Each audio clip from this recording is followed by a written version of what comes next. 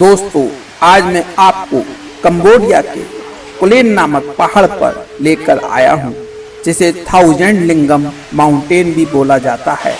यहाँ एक बहुत ही सुंदर प्राकृतिक झरना है, लेकिन सबसे बड़ा एक प्राचीन रहस्य जो कि जुड़ा है हिंदुओं के देवता भगवान शिव से और जो छुपा हुआ है पानी के नीचे। तो दोस्तों, आओ जरा इस पर एक नजर डालते हैं। तो हम देख रहे हैं यहाँ काफी सारे प्राचीन काल में बने शिवलिंगों को, जो कि एक विशेष क्रम में है, कुछ छोटे वर्गाकार संरचनाओं के साथ तो कुछ बड़ी वर्गाकार संरचनाओं के साथ संपूर्ण धारा में शिवलिंगों को देखा जा सकता है। हजारों शिवलिंग यहाँ आपको बने हुए दिख जाएंगे। अब सवाल उठता है कि इस पहाड़ के ऊपर, इस झरने के पानी के नीचे इस बेलनाकार आकृतियों को एक विशेष पैटर्न के रूप में क्यों बनाया गया। कुछ लोगों के अनुसार जरूरी नहीं है हिंदू धर्म के देवता शिवलिंग ही हों। तो मैं आपको यहाँ यह दिखाता हूँ, यहाँ इन बेलनाकार आकृतियों के साथ भगवान विष्णु को शेषनाग सैया पर लेटे हुए लक्ष्मी जी और ब्रह्मा जी के साथ भी उकेरा गया है।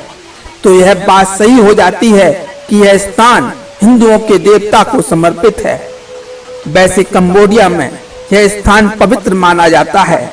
वहाँ रहने वाले हिंदू यहाँ इनकी पूजा करते हैं। यह सभी पवित्र आकृतियाँ यहाँ पानी के नीचे ही उकेरी गई हैं।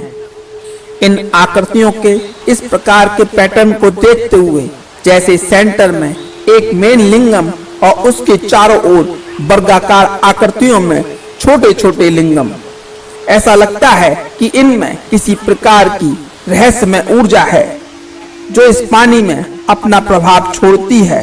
स्थानीय भाषा में यहाँ लोग इसे नोम कुलीन टूडे कहते हैं, लेकिन वास्तविक रूप में इस जगह को सहस्त्रलिंगम कहा जाता है, जिसका अर्थ होता है 1000 लिंगम, क्योंकि वहाँ 1000 से भी ज्यादा पानी के नीचे ऐसे लिंगम मौजूद हैं जिन्हें हम देख सकते हैं। हजारों साल पहले कंबोडिया की मुख्य भाषा संस्कृत थी। संस्कृत में सहस्त्रलिंगम का अर्थ होता है 1000 लिंगम। दोस्तों, यह सभी लिंगम इस नदी में एक क्रमबद्ध पैटर्न के रूप में पाए जाते हैं, जो इस प्रकार है: 8 खड़ी पंक्तियां और 8 लेटी पंक्तियां, जैसा कि हमारे शतरंज के खेल में खाने होते हैं। इनकी संख्या 64 होती है। यहाँ भी हर एक बड़े वर्ग में लिंगों की संख्या 64 है। आप इसे देख सकते हैं। वहीं दूसरी तरफ हिंदू धर्म में भगवान शिव के 64 रूपों का वर्णन 64 भैरवों के रूप में मिलता है, जो कि अलग अलग शक्तियों के मालिक हैं। ऐसा ही भारत में तुंगभद्रा नदी के तट पर भी इस प्रकार के शिवलिंगों के पैटर्न को देखा जा सकता है। यहाँ लोग इसकी पूजा करते हैं। दोस्तों, साधारणतः जब हम इन्हें देखते हैं तो यह एक आयताकार रूप में कुछ लिंगम एक विशेष पैटर्न के रूप में नजर आते हैं, लेकिन दूसरी तरफ दुनिया का सबसे बड़ा हिंदू मंदिर अंकोर वाट का मॉडल इस पैटर्न से हूबहू मिलता है। जैसा कि आप हवाई जहाज से ली गई अंकोर वाट मंदिर की यह तस्वीर देख रहे हैं, यह पैटर्न हूबहू उससे मिलता है। अंकोर वाट मंदिर भी भगवान शिव को समर्पित है। दोस्तों, अंकोर वाट मंदिर और इन आकृतियों का इस पहाड़ से आपस में एक और गहरा संबंध है। अंकोर वाट मंदिर इसी पहाड़ के पत्थरों को काटकर बनाया गया है, जिसे आप आज नोम कुलीन के नाम से जानते हैं। लेकिन यहाँ मिले 1500 साल पुराने शिलालेख में इस पर्वत को महेंद्र पर्वत कहा गया है, जिसका अर्थ होता है भगवान का पहाड़।